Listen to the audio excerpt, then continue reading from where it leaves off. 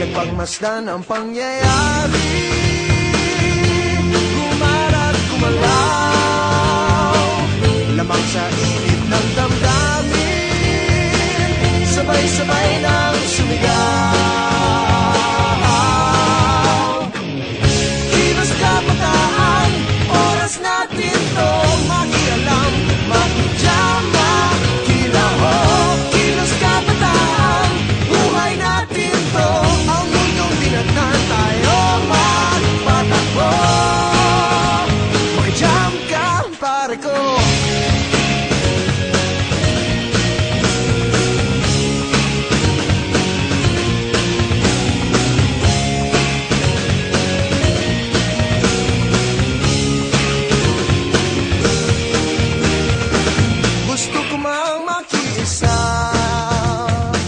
Sa paglutas ng mga problema, anong magagawa na isang katulad ko?